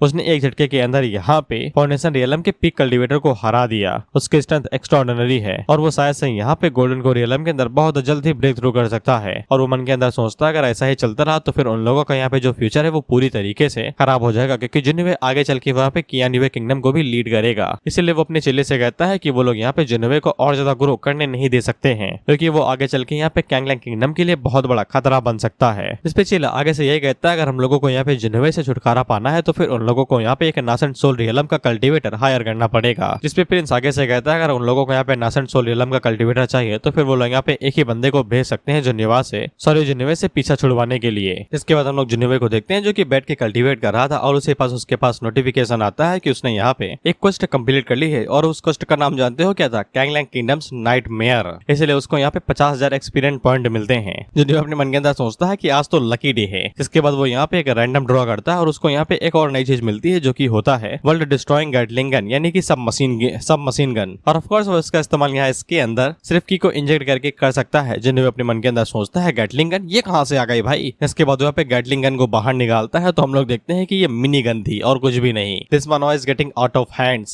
अब तुमको सोचो भाई इसकी तरफ आ रहे हैं 10-15 भाई कल्टीवेटर, मतलब भीड़ में एकदम हजारों आ रहे हैं और ये गन के अंदर इंजेक्ट करके की धड़ाधड़ मारे ही जा रहा है। टेंगो यहाँ पे जिन्नोवे से पूछता है कि ये किस टाइप का मैजिकल वेपन है। इसे देख के तो यही लगता है कि ये लैंड ग्रेड का है। जिसपे जिन्नोवे यहाँ पे टेंगो को बताता है कि इसे यहाँ पे वर्ल्ड डिस्ट्रॉइंग गैटलिंग गन कहा जाता है। अगर उनका सामना किसी बहुत बड़ी डिमोनिक बीस्ट टाइट से हो जाता है या फिर एक एंटायर आर्मी से, तो फिर ये वेपन उनके लिए एक नाइटमेयर की तरह होगा। इसके बाद वो वेपन को दोबारा अपने अंदर स्टोर कर लेता है और मैं दुखी होने के साथ में ये कहना चाहूंगा कि यहीं से ही डेजर्ट ईगल का खेल खत्म होता है। रेतीली पंछी अब हमें दोबारा देखने को नहीं मिलेगी। ये तो जिन्नोवे अब से यहाँ पे गैटलिंग गन का इस्तेमाल करेगा या फिर स्पीयर का। आगे के चैप्टर पढ़े हैं ना मैंने। जिसके बाद हम लोग यहाँ पे जिन्नोवे को देखते हैं जो कि बड़ा आराम से बैठा हुआ चलते जा रहा था। वहीं पे नैन है उसे ही निहारे जा रही थी। कितना निहारे की नजर लग जाएगी। लेकिन जब ये लोग यहाँ पे कैंगलैंग डायनेस्टी को छोड़ के जाने की कोशिश कर रहे थे उसी टाइम पे सामने से कई सारे गार्ड्स आ जाते हैं और जिन्नोवे को चारों तरफ से घेर लेते हैं। इसके बाद हम लोग एक बंदे को देखते हैं जो कि लुया पासोवे कैसल का एक लीडर था। बेसिकली ये इस जगह को कंट्रोल करता है। वहीं पे ताइसी और उसके जितने भी साथी थे वो सभी उनसे पूछते हैं कि इसका क्या मतलब है, हमारा रास्ता काहे लिए ब्लॉक किया जा रहा है। इस पे ली उन लोगों से कहता है कि मुझे माफ करना, लेकिन जिन्नोवे काफी ज्यादा पावरफुल होते जा रहा है, इसलिए उन लोगों को यहाँ पे जिन्नोवे को मारना पड़ेगा। इस पे जिन्नोवे आगे से कहता है मजाक न करो यार, 2 कौड़ी के लोग और ऊपर से इतने कम, तुम्हें क्या लगता है कि तुम मुझे मार दोगे? इस पे लिए उसे कहता है ऐसा लगता है कि तुम्हारा मुंह तुम्हारे स्ट्रेंथ से ज्यादा चलता है। जिसके बाद वो सभी यहाँ पे तीरंदाजी करते हैं और जिन्नोवे के ऊपर एरो से शूट करने लगते हैं। इस पे जिन्नोवे अपने पास से स्पीयर निकालता है और उन सभी एरोस को यहाँ पे डिफ्लेक्ट कर देता है और साथ ही में वो यहाँ पे लाइटनिंग का इस्तेमाल करता है और जितने भी सोल्जर्स ने उसके ऊपर शूट किया था वो उनके ऊपर बिजली गिरा के उन्हें मार देता है। हम लोग लिए को देखते हैं जिसकी फटके 4 हो जाती है और ये छुपते हुए अपने मन के अंदर सोचता है कि ये कुछ ज्यादा ही पावरफुल होते जा रहा है। वो लोग किसी भी कीमत पे उसे यहाँ पे जिंदा जाने नहीं दे सकते हैं। इसके बाद वो पीछे मुड़ के जो नासेंट सोल रियलम का कल्टीवेटर था उसे कहता है कि जल्दी आओ भाई, काहे लिए वहाँ पे चढ़े हुए हो, जिन्नोवे को मारो। इसके बाद जो वो सीनियर था यानी कि नासेंट सोल रियलम वाला कल्टीवेटर वो यहाँ पे जिन्नोवे के ऊपर पाम अटैक कर देता है। लेकिन उस टाइम पे पलक झपकते ही ली युआनबा सामने आता है और उस कल्टीवेटर का हाथ ही पकड़ लेता है। जिसपे वो कल्टीवेटर आगे से कहता है तू कौन है बे, तूने मेरा हाथ कैसे पकड़ लिया? इस पे ली युआनबा आगे से कहता है हाथ अभी तो देखो मैं क्या क्या पकड़ता हूँ। जिसके बाद वो अपनी मुट्ठी थोड़ी सी टाइट करता है तो फिर उस कल्टीवेटर की जो हड्डियां थी वो टूट के बिखर जाते हैं। जिसके बाद वो डुअल गदा उठाता है और गड़ाम से उस कल्टीवेटर के मुंह के ऊपर दे मारता है, जिससे यहाँ पे इतनी ज्यादा पावर जनरेट होती है कि वो कल्टीवेटर उड़ते उड़ते सीधा पैलेस के अंदर ही जा घुसता है और बस एक ही अटैक के जरिए वो सीनियर यहाँ पे मारा जाता है। जिसपे वहाँ पे जितने भी लोग थे वो सभी समझ जाते हैं कि जिन्नोवे को कोई भी रोक नहीं सकता है। फिर हम लोग सुसेंग को देखते हैं जो कि अपने बेटे से कहता है कि देखा इसीलिए मैं तुमको रोक रहा था, कहीं तुम अपनी जान न गवा दो। फिर लीजी भी बहुत ही ज्यादा घबरा जाता है। वो मन के अंदर सोचता है अगर मैं उससे लड़ता तो मैं पक्का मारा जाता। और सुसेंग उससे कहता है जब तुम्हारी मुलाकात दोबारा किंग युवे के साथ होगी, सॉरी जिन्नोवे के साथ होगी, तो फिर उसके साथ अच्छे से पेश आना। अगर ऐसा नहीं कर सकते हो तो किसी भी कीमत पे उसे परेशान न करना और उससे दूरी बनाए रखना। फिर जिन्नोवे को ये वाली बात पसंद आई थी कि ली युआनबा ने एक झटके के अंदर ही सब कुछ खत्म कर दिया। फिर ताइसी जिन्नोवे से पूछता है कि अब वो लोग आगे क्या करेंगे। इस पे जिन्नोवे आगे से कहता है कि हम लोग अभी के लिए कुछ भी नहीं करेंगे क्योंकि हम लोगों को जल्दी में निकलना है, क्योंकि उन लोगों का नासेंट सोल रियलम का कल्टीवेटर मारा जा चुका है, तब कैंगलैंग किंगडम के पास ज्यादा कुछ नहीं बचा है। इन लोगों ने अपनी मेन पावर खो दी है। लेकिन उसी टाइम पे जुन्युए की नजर किसी चीज के ऊपर पड़ती है, जिसके बाद वो भागते हुए यहाँ पे लीये के पास आ जाता है। लीये उसे कहता है कि तुम्हें और क्या चाहिए, तो फिर जुन्युए आगे से स्पीयर उठाता है और उसके अंदर घुसा के उसे मार देता है। और जुन्युए अपने लोगों से कहता है कि इसकी बॉडी को यहाँ पे पैलेस के अंदर भिजवा दो और एम्परर से कह देना कि ये जुन्युए की तरफ से बहुत बड़ा तोहफा है, और उसे ये भी कह देना कि जब वो वापस आएगा कॉम्पिटिशन से, तब वो यहाँ पे पूरी तरीके से कैंगलैंग किंगडम को डिस्ट्रॉय कर देगा। इसके बाद हम लोग एम्परर को देखते हैं और उसे जैसे ही पता चलता है कि जुन्युए ने बड़ी आसानी के साथ दरवाजे को पार करके निकल गया और जाते जाते उसने यहाँ पे लीये और उन लोगों के नासेंसोर रेलम के कल्टीवेटर को भी मार गया। इस पे प्रिंस आगे से कहता है कि उसका सबऑर्डिनेट जो कि यहाँ पे हैमर्स लिए हुए था वो काफी ज्यादा स्ट्रॉन्ग था। उसने बस एक स्मैश के अंदर ही यहाँ पे नासेंसोर रेलम के कल्टीवेटर को मार दिया और यहाँ तक कि पूरी सिटी वॉल को भी एक झटके के अंदर डिस्ट्रॉय कर दिया। इसके बाद उसने यहाँ पे लीये की पूरी बॉडी यहाँ पे पैलेस में भिजवा दी और आपसे ये कहने के लिए किया कि जब वो कॉम्पिटिशन से वापस आएगा तो वो यहाँ पे कैंगलैंग किंगडम को पूरी तरीके से डिस्ट्रॉय कर देगा। जिसपे एम्परर को काफी ज्यादा गुस्सा आता है, तो वो अपनी पावर्स को यहाँ पे रिलीज करने लगता है। जिसके बाद वो उन लोगों के ऊपर चीखते हुए कहता है कि तुम में से किसी के अंदर इतना भी गुदा नहीं था कि कोई उससे कुछ कह पाता। कोई यहाँ पे आता है और तुम्हारे पैलेस को यहाँ पे डिस्ट्रॉय करने की बात करता है, लेकिन तुम में से कुछ बोल ही नहीं पाता। क्या तुम सबके सब कायर हो क्या इस किंगडम के अंदर कोई भी नहीं है? उस टाइम पे प्रिंस अपने बाप से कहता है कि उसके पास एक प्लान है। उसने बोला है कि वो यहाँ पे पैलेस को डिस्ट्रॉय करेगा जब वो कॉम्पिटिशन से वापस आएगा, इसीलिए वो लोग यहाँ पे कुछ ऐसा जाल बिछाएंगे कि वो कॉम्पिटिशन से वापस ही नहीं आ पाएगा। उन दोनों को ही पता है कि यहाँ पे ये मार्शल आर्ट्स कॉम्पिटिशन पूरी तरीके से नॉर्मल होता है और कई सारे जीनियस और यहाँ तक कि पावरफुल लोग इसके अंदर मारे जाते हैं। भले जुन्युए इन लोगों के किंगडम के अंदर स्ट्रॉन्ग है, लेकिन कॉम्पिटिशन के अंदर वो कुछ ज्यादा कुछ उखाड़ नहीं पाएगा। अगर वो लोग यहाँ पे लीजे के ऊपर रिलाई करते हैं और कुछ ऐसा प्लानिंग करते हैं कि वो कॉम्पिटिशन के दौरान में जुन्युए को मरवा दें, लेकिन प्रिंस अपनी बात पूरी कह पाता कि उसे पहले यहाँ पे एक मिलिट्री जनरल आता है जो कि आगे से बताता है कि लीजे यहाँ पे जुन्युए के यहाँ तो पहले ही आ चुका है और उसका बाप जो कि यहाँ पे 4 वॉरियर्स ऑफ कैंगलैंग है वो यहाँ पे जुन्युए के साथ कोई भी दुश्मनी नहीं रखना चाहता है। जिसपे एम्परर यहाँ पे प्रिंस से कहता है अगर ऐसी बात है तो फिर सभी चीजों का जिम्मेदार यहाँ पे प्रिंस है, उसे ही सभी चीजें हैंडल करनी पड़ेंगी कि जुन्युए से कैसे छुटकारा पाना है। और एम्परर यहाँ पे प्रिंस से कहता है कि तुम यहाँ पे कैंगलैंग के प्रिंस हो, ये तुम्हारा ही कर्तव्य है कि तुम मेरे लिए यहाँ पर प्रॉब्लम्स को सॉल्व करो। इस पे प्रिंस भी आगे से यही कहता है कि वो पूरी कोशिश करेगा कि जुन्युए हमेशा के लिए कॉम्पिटिशन में ही फंसा रहे, वहां से कभी भी बाहर ना आए। इसके बाद अगला सीन 5 दिनों के बाद का होता है और लोग यहाँ पे उस जगह पे पहुंच चुके थे जहाँ पे कॉम्पिटिशन होने वाला था, बेसिकली नैंजो किंगडम के अंदर। जिसके बाद जुन्युए की नजर एक बॉल के ऊपर पड़ती है जो कि यहाँ पे चीजों को स्कैन कर रहा था। अब इसके बारे में ये लोग बात करते हैं। अब बेसिकली ये डेटा सेव एंड एनालाइज वाला सिस्टम था, मदर और सन और इसके बारे में कुछ ज्यादा चीजें नहीं होती, मैंने पढ़ चुका है तो स्किप दिस। लेकिन उसी टाइम पे जुन्युए की नजर यहाँ पे कुछ गार्ड्स के ऊपर पड़ती है जो कि अपनी पोजीशन का गलत फायदा उठा रहे थे। वो इनएप्रोप्रिएटली यानी कि गलत तरीके से लड़कियों को छू रहे थे, सिर्फ इस बहाने पे कि लाओ मैं तुम्हें चेक कर लूं। जुन्युए यहाँ पे फाहाई से कहता है कि तुम्हें यकीन नहीं हो रहा ना कि यहाँ के सोल्जर्स इस हद तक करप्ट हो चुके हैं। जिसपे फाहाई आगे से कहता है हाँ साला नैंजो किंगडम यहाँ पे लगातार करप्ट होते ही जा रहा है। और जुन्युए यहाँ पे नैन है और डाजी की तरफ देखते हुए सोचता है कि ये साले इनके ऊपर भी हाथ मारने की कोशिश करेंगे और मैंने कैसे हरास होने दे सकता हूँ। इसके बाद हम लोग एक सोल्जर को देखते हैं जो कि महिला मित्र की तरफ आगे बढ़ने लगता है, ये कहते हुए कि यहाँ आओ मैं तुम्हें चेक करूँ। वह जुन्युए को समझ में आ जाता है कि उसे यहाँ पे इन चीजों से कैसे छुटकारा पाना है। हम लोग दूसरे महिला मित्र को देखते हैं जो कि लाल वाली की मदद करने के लिए आ रही थी, लेकिन ये जवान उसे रोक लेता है, ये कहते हुए कि वो लोग यहाँ पे नैंजो किंगडम को एकदम दुश्मनी नहीं कर सकते हैं। अगर वो लोग यहाँ पे थोड़ा भी बवाल करेंगे तो फिर इन्हें कॉम्पिटिशन के अंदर हिस्सा लेने के लिए नहीं दिया जाएगा, इसलिए उन लोगों को ये सब कुछ सहना ही पड़ेगा। इसके बाद ये कहता है कि किससे शुरू करते हैं, ये कैसा इन्फेक्शन है बे। इसके बाद जुन्युए आगे बढ़ता है जो कि उन लोगों से कहता है कि तुम लोग रॉयल गॉड हो, लेकिन इस तरीके से लोगों को हरास कर रहे हो, शर्म नहीं आती है क्या? इस पे वो गॉड आगे से कहता है कि तुम यहाँ की गरिमा की बेइज्जती कर रहे हो।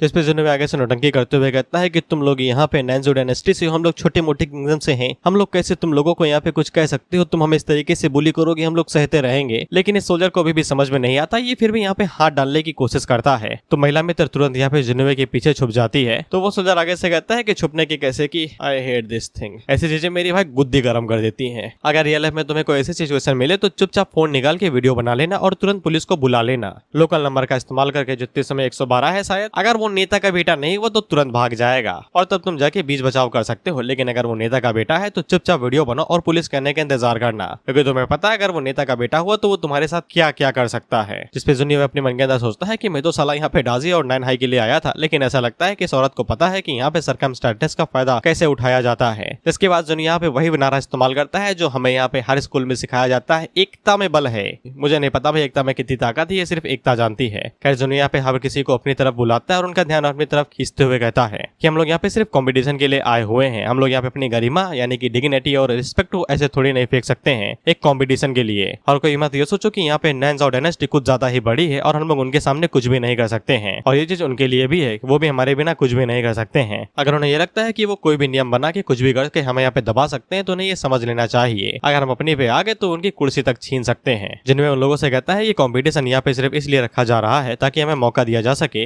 एक नई चीज को ज्वाइन करने के लिए, ताकतवर बनने के लिए, जिससे वो लोग अपने सेट की ताकत बढ़ा सके। लेकिन अगर हम सभी कंपटीशन के अंदर जाएंगे ही नहीं तो उनके पास मौका ही कहां से आएगा कि वो नए नए जीनियस को रिक्रूट कर सके। हम लोग हर साल उन्हें काफी कुछ देते हैं, उनके साथ कंट्रीब्यूट करते हैं, लेकिन वो हमें क्या देते हैं? ये सब कुछ बेइज्जती, हरासमेंट, हम सब कुछ ये थोड़ी ना सहते रहेंगे। इस पे बाकी लोगों के अंदर भी जोश आ जाता है, जिसके बाद वो वेपन निकाल के गार्ड्स के खिलाफ हो जाते हैं, ये कहते हुए तुम बस 2 कौड़ी के गार्ड्स हो और कुछ भी नहीं। हम सभी तुम्हें एक झटके के अंदर मार सकते हैं, खुद को हीरो न समझो, बस तुम 2 कौड़ी के कुत्ते हो, कुत्ते और कुछ भी नहीं। इसके बाद हालात यहाँ पे बदल से जाते हैं। जो गार्ड्स हवा में उड़ रहे थे अब इनकी फटी पड़ी थी और जिन्हें पीछे से कहता है कि चिंता ना करो, मैं तुम्हारे साथ हूँ। कल्टीवेशन हमें यहाँ पे जिंदा रखने के लिए बनाई गई है ताकि हम लोग यहाँ पे जिंदगी को फ्री होकर जी सके, किसी रूल से ना बंधे रहें। अगर हमें फ्रीडम चाहिए तो फिर हमें इनके खिलाफ खड़ा होना ही पड़ेगा। उसी टाइम पे एक गार्ड जिनेवे के ऊपर अटैक करने की कोशिश करता है तो वो उसके पेट के ऊपर मार के उसकी फाड़ देता है, सीधा वो दीवार से जाके टकराता है। इस पे बाकी सोल्जर जिनेवे के ऊपर हमला करते हुए कहते तुम्हारी हिम्मत कैसे एक सोल्जर के ऊपर अटैक करने की। लेकिन उसी टाइम पे यहाँ पे लिन युआनबा आता है और उनके सामने खड़ा हो जाता है, ये कहते हुए आओ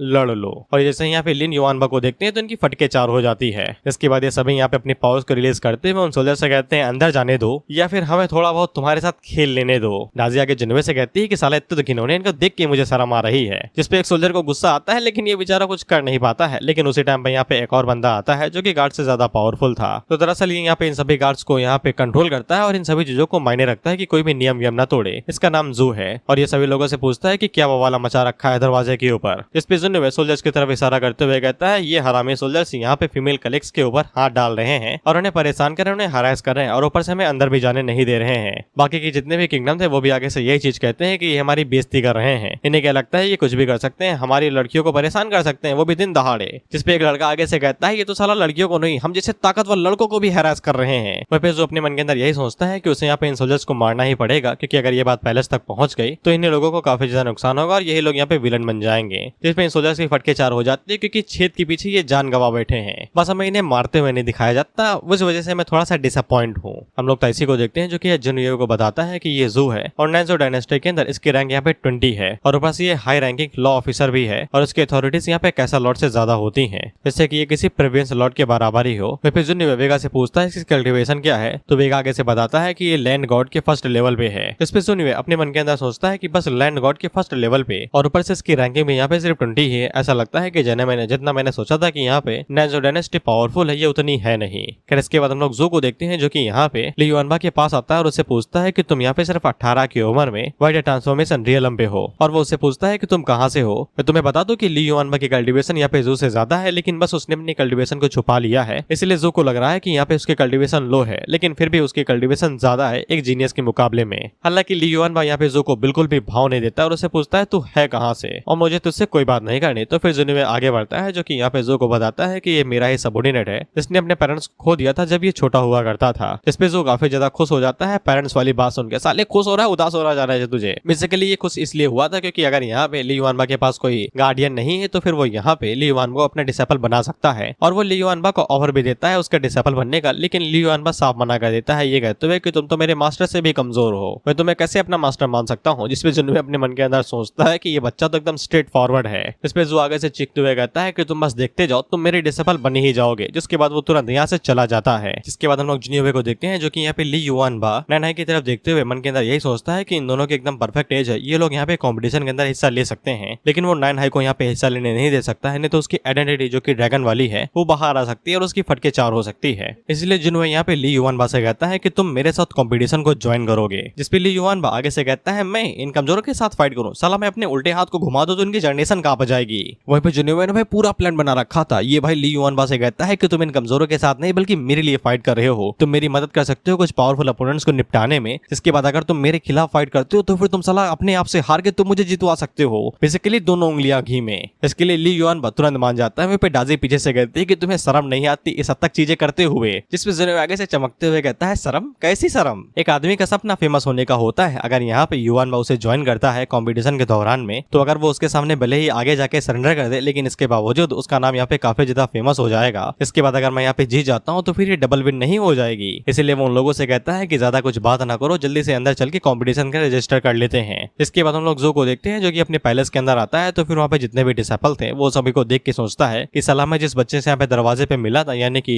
ली युवानबा से, उनके मुकाबले में ये सभी डिसेपल्स एकदम तुच्छ हैं। और ये मन के अंदर ये सोचता है अगर वो यहाँ पे ली युवानबा को अपने डिसेपल बना लेता है तो ये काफी ज्यादा पावरफुल हो जाएगा। इसके बाद हम लोग जिन्हुए को देखते हैं जो कि सभी लोगों के बैठ के साथ में लंच कर रहा था और उसी टाइम पे यहाँ पे ली युवानबा को छींक आ रही थी क्योंकि जो उसके पीठ पीछे बात कर रहा है। वहीं पे हम लोग जिन्हुए को देखते हैं जो कि अपना खाना यहाँ पे डाजी को दे रहा था। बेसिकली ये शेयर करने का तरीका होता है, तुम्हारे कोई करीब है तो तुम अपना खाना बांट सकते हो उनके। ज्यादातर ये लव के मामले में सबूत होता है कि यू लव हर और सी लव हिम। अब उसी टाइम पे जिन्हुए को सुनाई देता है कि यहाँ पे कुछ लोगों ने 5 स्टार ग्रेड लुयान सिटी के अंदर हासिल किया है। तो जिन्हुए उनकी तरफ मुड़ के देखता है तो फिर कुछ लोग आगे से ये भी कह रहे थे कि मुझे तो यहाँ पे 2 स्टार मिले हैं। इसके बाद ये लोग यहाँ पे ह्यूमन रेस रैंकिंग के नंबर के बारे में बात करते हैं कि यहाँ पे फेंगी जुआन की जो रैंकिंग है वो यहाँ पे 98 है। इसके बाद एक बंदा हमें यहाँ पे फेंगी जुआन के बारे में बताता है कि वो पिछले साल यहाँ पे कंपटीशन के अंदर हिस्सा नहीं ले पाया था क्योंकि वो सेकुलेशन के अंदर था, लेकिन वो इस साल पक्का यहाँ पे हिस्सा लेगा क्योंकि वो पहले ही गोल्डन गो रियलम के अंदर ब्रेक थ्रू कर चुका है और उसे यहाँ पे जो स्टार वैल्यू मिलनी चाहिए वो कम से कम 5 के ऊपर ही होनी चाहिए। इसके बाद जिन्हुए यहाँ पे बाकी लोगों से पूछता है कि ये स्टार वैल्यू क्या चीज होती है, जिसपे ताइसी यहाँ पे जिन्हुए को बताता है कि स्टार सिस्टम एक तरीके से वैल्यू सिस्टम है, यानी कि तुम जैसा एग्जाम दोगे वैसा तुम्हें यहाँ पे स्टार दिया जाएगा, जिसकी कतार यहाँ पे 1 से 9 है। अगर तुम यहाँ पे एक भी स्टार को हासिल नहीं कर पाते हो तो फिर तुम कॉम्पिटिशन के अंदर हिस्सा नहीं ले पाओगे और जितना ज्यादा तुम्हारे पास स्टार होंगे उतनी ज्यादा तुम्हारी वैल्यू होगी।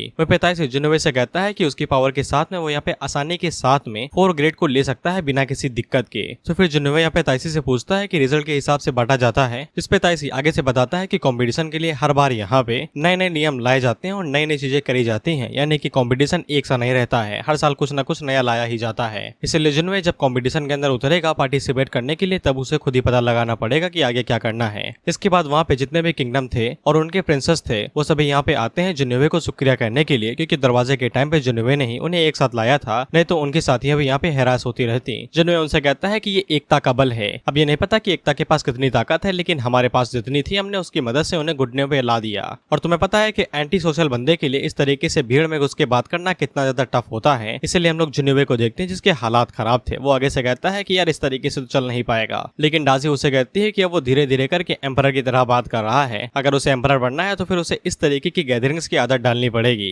इसके बाद नैन भाई वहाँ पे आती है और जिन्हुए से कहती है कि वो तो कमाल का है, जिसपे जिन्हुए उनसे कहता है कि तारीफ ना करो और मक्खन ना लगाओ, मुझे सोना है, कल कंपटीशन के लिए देर हो रही है। जिसके बाद वो सोने के लिए चला जाता है। इसके बाद अगला सीन एग्जामिनेशन हॉल का होता है, लेकिन जब ये लोग एग्जामिनेशन हॉल को देखते हैं तो इन दोनों का मुंह खुल जाता है क्योंकि सामने की तरफ अवगत भीड़ लगी थी, जैसे कि भाई भंडारे में पूरी सब्जी बिक रही हो। सच में भाई कुछ ज्यादा ही लंबी लाइन थी, 200-300 मीटर होंगे तब तक भीड़ लगी ही थी। इसके बाद एक एक करके यहाँ पे एग्जाम देने के लिए किसी को जाने दिया जा रहा था। Basically SS exam scam centre का लाइव फुटेज है, एनिमेटेड वर्जन देख रहे हो तुम उसका। खैर ताइसी यहाँ पे जिन्हुए से कहता है कि वो चिंता न करे, वो जाके अभी उसके लिए नंबर ले लेता है, लेकिन जिन्हुए उसे कहता है कि यहाँ पे अच्छी खबर के लिए इंतजार नहीं किया जा सकता। इसके बाद वो युनबा से कहता है कि जाओ और जाके मेरे लिए रास्ता बनाओ। इस पे जुनबा आगे बढ़ता है और वो अपने हाथों को आगे बढ़ा के हल्का सा फैलाता ही है तो आधे से ज्यादा गली साफ हो जाती है। बेसिकली वो अपनी पावर का इस्तेमाल कर रहा था यहाँ पे रास्ता बनाने के लिए, and that is me whenever I hear पूरी सब्जी मिल रही है भंडारे पे। इसके बाद युवान भाई इसी तरीके से रास्ता बनाते जाता है और ये लोग लगातार आगे बढ़ते जाते हैं। इसके बाद लोग एग्जाम गेट के पास पहुंच जाते हैं और अंदर से एक बंदा बाहर निकलता है, इसने एग्जाम कंपटीशन को पास कर लिया था और इसे 1 स्टार मिला था।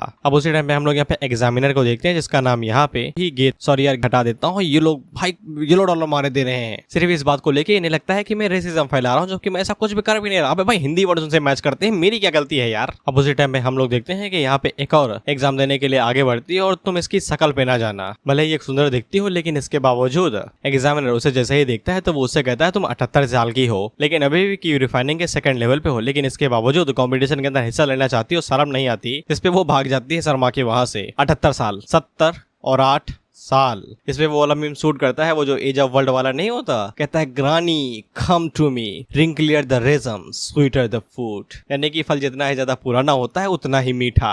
बट यहाँ पे फल की बात नहीं हो रही है। खैर हसीना एक रानी के जाने के बाद में यहाँ पे जिन्हुए का नंबर आता है और जिन्हुए उससे पहले यहाँ पे एग्जामिनर के बारे में पूछता है। इस पे एक बंदा उसे बताता है कि ये यहाँ पे एग्जामिनर और उसके कल्टिवेशन अननोन है और ह्यूमर्स ऐसा कहते हैं कि ये किसी भी चीज के आर पार देख सकता है। बेसिकली इसके पास आई ऑफ द इन्फॉर्मेशन वाली टेक्निक है। जिन्हुए आगे से कहता है wow Fairlie definitely golden eyes काफी ज्यादा अच्छी बात है। इसके बाद जुनिवे का नंबर आता है तो उसे यहाँ पे सबसे पहले तो घूर के दिखा जाता है कि ये तुच्छ प्राणी, और जुनिवे भी घबरा जाता है कहीं से मुझे पसंद तो नहीं करता है कि कुछ और दिख लिया कि इसने। लेकिन बाद में एग्जामिनर उसे कहता है कि तुम यहाँ पे 16 की उम्र में गोल्डन कोरियलम पे पहुंच चुके हो, ये काफी ज्यादा अच्छी बात है, तुम जा सकते हो। जिस पे जुनिवे भी आगे से थैंक यू कहता है और अंदर चला जाता है एग्जाम देने के लिए। इसके बाद जुनिवे यहाँ पे जैसे एरिना के अंदर उठा है तो बेसिकली अब यहाँ पे 1-1 मैच होने वाला था। जुनिवे के सामने एक पपेट आता है, अगर उसे पपेट को हरा देता है तो फिर उसे 1 स्टार मिलेगा, अगर वो एक साथ 2 पपेट को हरा देता है तो फिर उसे 2 स्टार मिलेंगे। इसके बाद वो पपेट अटैक करने के लिए आगे बढ़ता है तो जुनिवे आगे से स्पीयर का इस्तेमाल करके और इजीली उसे यहाँ पे हरा देता है। जिससे जुनिवे को यहाँ पे 1 स्टार मिल जाता है। लेकिन वो जैसे ही यहाँ पे एक को मारता है तो फिर यहाँ पे 2 पपेट और आ जाते हैं, जिससे जुनिवे को समझ में आ जाता है कि वो जितनी भी बार यहाँ पे एक अपोनेंट को हराएगा तो फिर एक दूसरा अपोनेंट उसके सामने आ जाएगा और उन दोनों का ही रियलम सेम होगा। इस तरीके से यहाँ पे स्टार मिलेंगे।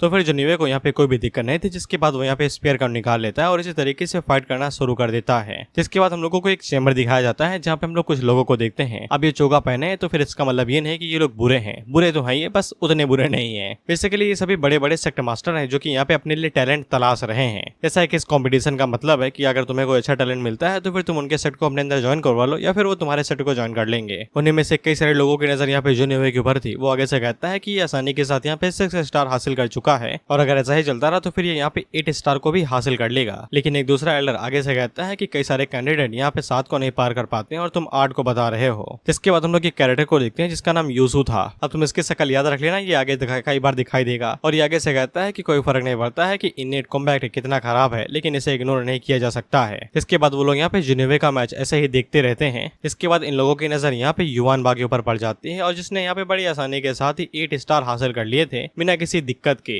नहीं यार, इसने 10 कर लिए यार। अब इन लोगों ने 9 तो कहा था, अब ऊपर से 10 कैसे आ गए? खैर मुझे भी नहीं पता, लेकिन ये यहाँ पे युवान बा की परफॉर्मेंस देख के हैरान हो जाते हैं और किसी भी कीमत पे यहाँ पे युवान बा को अपने सेट के अंदर लेना चाहते थे। और देखते ही देखते यहाँ पे जुनिवे भी अपने 9वें स्टार को हासिल कर लेता है। इसके बाद हम लोग जुनिवे को देखते हैं जो कि यहाँ पे पपेट के ऊपर बैठा हुआ था और इसने यहाँ पे कई सारे पपेट को मार गिराया था, तब कहीं जाके यहाँ पे 9th स्टार को हासिल कर पाया था। साथ ही में इसने यहाँ पे गॉड एम्परर आर्मर का भी इस्तेमाल किया था, नहीं तो ये मैच को हारा जाता और इसे 8 स्टार कभी न मिलते। इसके बाद एग्जाम खत्म हो जाता है तो फिर वो जैसे एग्जाम सेंटर से बाहर निकलता है तो युआन बा उसका इंतजार कर रहा था और उसे बताता है कि उसे 9 स्टार मिल चुके हैं, जिसपे जुनवे भी आगे से कहता है कि उसे भी मिल चुके हैं। अब उसी टाइम पे जुनवे यहाँ पे चूही की तरफ देखता है तो चूही अपने मन के अंदर सोच रहा था कि वो यहाँ पे जुनवे के आर्मर को अच्छे से निहार नहीं पा रहा है, बेसिकली उसके एट्रीब्यूट्स नहीं देख पा रहा है। जिससे यहाँ पे चूही को समझ में आ जाता है कि जुनवे का जो आर्मर है वो हेवनली ग्रेड का है और ऑफ कोर्स लालच की कोई सीमा नहीं है, इसलिए चूही अपने मन के अंदर सोचता है कि ये आर्मर उसी का ही होना चाहिए। जुनवे को जैसा ही समझ में आ जाता है कि लालच बढ़ते जा रहा है तो वो तुरंत आर्मर को अनइक्विप कर देता है और उसे अपनी स्टोरेज के अंदर रख लेता है ताकि कोई नजर न लगा दे।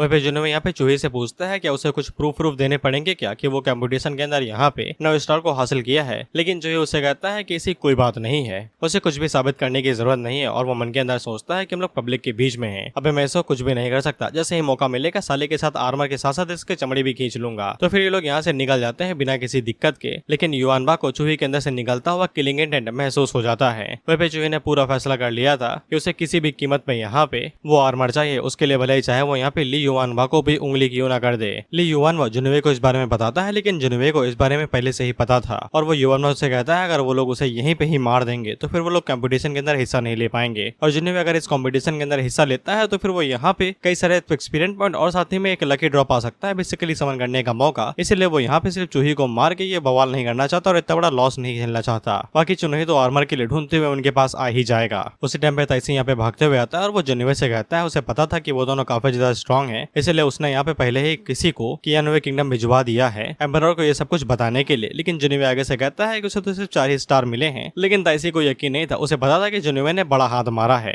इसके बाद जुनवे उन लोगों से कहता है कि चलो चल के खाना खा लेते हैं, हम लोगों ने यहाँ पे अच्छा खासा माल कमा लिया है तो फिर अब थोड़ा सा मौज उड़ाने की बारी आ चुकी है। इसके बाद हम सभी लोगों को देखते हैं जो कि एक साथ बैठ के यहाँ पे डिनर कर रहे थे और सभी लोग यहाँ पे जुनवे की तारीफ कर रहे थे कि उसकी परफॉर्मेंस काफी ज्यादा कमाल की थी। उसी टाइम में हम लोग देखते हैं कि कोई वेगा के पास मैसेज भेजता है तो जुनवे उससे पूछता है कि ये क्या चीज है, जिस पे वेगा यहाँ पे जुनवे को बताता है कि ये उसके डिसाइपल की तरफ से है जिसका नाम लीवाई है। वो यहाँ पे दौड़ते हुए आ रहा है ताकि वो यहाँ पे जुनवे का डिसाइपल बन सके, सॉरी सबऑर्डिनेट बन सके। जुनवे हम लोगों को बताता है कि लीवाई दरअसल यहाँ पे ग्रीन लोटस सॉर्ड गॉड है और वो वेगा से पूछता है कि तुम्हारा डिसाइपल कितना ज्यादा स्ट्रॉन्ग है और जुनवे ने यहाँ पे कोई भी गॉड इस बार समन नहीं किया था तो वो सिस्टम से पूछता है कि लीवाई उसकी तरफ क्यों आ रहा है। जिस पे सिस्टम यहाँ पे जुनवे को सीधा सीधा जवाब देता है कि होस्ट जो पुराने समन्स को समन करता है उनके जो रिश्तेदार, उनके जो साथी होंगे वो भी शायद से इस बात का चांस रखते हो कि वो जिनोवे का सबऑर्डिनेट बन सके, जैसे कि यहाँ पे वेगा है और उसका डिसाइपल यहाँ पे ली बाई है। तो वेगा के कनेक्शन की वजह से ली बाई यहाँ पे जिनोवे के पास आया और ऊपर से जिनोवे की यहाँ पे जो एबिलिटीज है वो भी बढ़ते जा रही हैं। इसलिए ली बाई अवेकन हो गया और वो यहाँ पे जिनोवे को फॉलो करने के लिए आ रहा है। वेगा यहाँ पे जिनोवे को बताता है कि उसका डिसाइपल यहाँ पे सिर्फ वाइट ट्रांसफॉर्मेशन रियलम पे ही पहुंचा हुआ है। तो रही बात उन दोनों के कनेक्शन थे, तो फिर यहाँ पे एक बार गलती से ली बाई की मदर से मिल गया था, इसलिए वो यहाँ पे इसी तरीके से ली बाई को जानता है और उसकी मदर को भी, और उसकी मदर का नाम यहाँ पे ताई बाई है। जिनोवे को यहाँ पे कल्टीवेशन में कुछ गड़बड़ लगती है, तो वो सिस्टम से पूछता है कि ली बाई इतना ज्यादा कमजोर है, उसकी कल्टीवेशन कम क्यों है, जिसपे सिस्टम यहाँ पे जिनोवे को बताता है कि ली बाई की कल्टीवेशन काफी ज्यादा हाई है, वो इतने समय पे लैंड गॉड रियलम पे है, लेकिन वो वेगा की रिस्पेक्ट करता है, इसलिए उसने अपनी कल्टीवेशन को यहाँ पे कम कर लिया है, ताकि वेगा को ऐसा न लगे कि उसका डिसाइपल उसे आगे निकल गया और उसे शर्मिंदगी फील ना हो। इसके बाद यहाँ पे सिस्टम जिनोवे को ली बाई के पास्ट के बारे में बताता है कि वो एक बार मर चुका है, जिसके बाद वो दोबारा रिकार्नेट हुआ है, जिसके बाद उसने अपनी सारी मेमोरीज यहाँ पे याद कर ली, जैसे कि ली युआन बा ने की है। साथ ही में सिस्टम यहाँ पे जिनोवे को यह भी बता देता है कि तुम्हें चिंता करने की जरूरत नहीं है, डाजी और बाकी सभी लोग भी यहाँ पे अपने आप को पावरफुल बना सकते हैं, लेकिन जिनोवे को ताकतवर बनना पड़ेगा, तभी उसके समन्स यहाँ पे ताकतवर हो पाएंगे। वेगा और बाकी लोगों को भी जिनोवे की चिंता होने लगती है, क्योंकि वो खाते समय कुछ ज्यादा ही इसे पुच्छ कर रहा था, बेसिकली खास रहा था, लेकिन डाजी को यहाँ पे आदत थी, तो वो सभी से कहती है इसका ऐसा ही है, छोड़ दो, ज्यादा चिंता ना करो। इसके बाद डाजी यहाँ पे नान हाई से कहती है कि चलो हम लोग शॉपिंग चलते हैं, तो जिनोवे भी इनके साथ चिपक लेता है। इसके बाद अब हम लोग यहाँ पे फेंग हुआंग को देखते हैं, जहाँ पे उसकी मेड आके उसे बताती है कि जिनोवे नाम का बंदा लुयाओ सिटी के अंदर काफी ज्यादा फेमस हो गया है। आपको क्या लगता है कि ये वही बंदा है जिससे आप यहाँ पे कियानुए किंगडम से मिली हैं? लेकिन फेंग हुआंग को इसके बारे में कोई भी अंदाजा नहीं था। वो मेड आगे से कहती है बढ़िया यही होगा कि वो यहाँ पे पक्का किन युआन किंगडम से ही हो, क्योंकि एक 9 स्टार होल्डर जीनियस यहाँ पे किसी भी होली सेक्ट के यंग मास्टर से ज्यादा पावरफुल होता है। शायद वो यहाँ पे आपकी मदद कर सके, आपकी जो सगाई यहाँ पे आपकी इच्छा के बिना की जा रही है उसे तोड़वाने में। इस पे फेंग हुआंग आगे से कहती है अगर वो जिनोवे नहीं हुआ तो फिर मैं साले को मार दूंगी। जिसने मेरी बॉडी को ऐसे ही देखा हो उसे यहाँ पे मेरा हस्बैंड बनना ही पड़ेगा, कोई दूसरा उसे शादी नहीं कर सकता है। इस पे मेड आगे से कहती है कि वो बंदा कियानुए किंगडम से हो, ये काफी ज्यादा छोटी बात होगी, इसके चांस काफी ज्यादा कम है, क्योंकि वो किंगडम ही काफी ज्यादा गरीब है। वो यहाँ पे एक 9th स्टार होल्डर जीनियस को प्रोड्यूस नहीं कर सकता है। लेकिन हुआनफेंग को यहाँ पे जिनोवे के ऊपर पूरा यकीन था, और इसी के साथ ये एपिसोड यहीं पे ही खत्म हो जाता है। अब मैं एक चीज यहाँ पे तुमसे कहना चाहता हूँ, शायद से मैं इस सीरीज को डिसकंटिन्यू कर दूं। ऐसा नहीं कि सीरीज खराब या फिर मुझे व्यूज से दिक्कत है, व्यूज ठीक ठाक आ रहे हैं, कोई दिक्कत नहीं है, लेकिन एक समस्या आ रही है। इस पे कभी कभी येलो डॉलर आ जाता है, कभी कभी कॉपीराइट क्लेम आ जाता है, और कभी कभी कॉपीराइट कंटेंट मैच हो जाता है। अब मुझे यहाँ पे क्लेम और येलो डॉलर से ज्यादा दिक्कत नहीं है, लेकिन साला कंटेंट कॉपीराइट मैच काफी ज्यादा सरदर्दी की बात है, क्योंकि वो स्ट्राइक की परेशानी बन सकता है। और ऊपर से कभी कभी अगर क्लेम आ जाए तो फिर वीडियो ब्लॉक हो जाता है, तो उसके लिए हमें इसे दोबारा रिप्लोड करना पड़ता है, दोबारा एक्सपोर्ट करे, आज करना है, और आज एक क्लेम आ गया तो फिर दोबारा एक दिन इस तरीके से गैप बढ़ते जाएगा। और ऑफ कोर्स ऐसा नहीं कि मैं वीडियो नहीं रिकॉर्ड कर रहा हूँ, मैं डेली वीडियो रिकॉर्ड कर रहा हूँ 1-1 घंटे की, गले और आंखों को कष्ट देके। इसमें दिक्कत कुछ भी नहीं, हम इसे एडिट करके ठीक कर सकते हैं, लेकिन डिले होता है, 1 दिन का डिले हो सकता है, 2 दिन का डिले हो सकता है, क्योंकि क्लेम कैसे आएंगे ये किसी को भी पता नहीं रहता है। देखता हूँ एडिटिंग चेंज करता हूँ। और जो तुम कहते हो ना कि फोटो हिल रही है, इधर जा रही उधर जा रही, ये प्रोटेक्शन के लिए होता है यार। इस पे जो कंटेंट मैच होने का रिस्क रहता है वो कम हो जाता है बस। बाकी मुझे कोई शौक नहीं है डिस्को डांस करवाने का एक छोटी सी इमेज को, लेकिन मजबूरी है तो क्या कर सकते हैं। अगर ये वीडियो रक्षाबंधन वाले दिन आ रही है तो फिर समझ जाओ सब कुछ बढ़िया चल रहा है, कोई दिक्कत नहीं है, वीडियो कंटिन्यू रहेंगी। लेकिन अगर ये रक्षाबंधन वाले दिन नहीं आ रही है तो सरदर्दी की बात है तुम्हारे लिए, क्योंकि तब मैं इसे डिसकंटिन्यू कर सकता हूँ। बाकी बाय बाय, सायोनारा।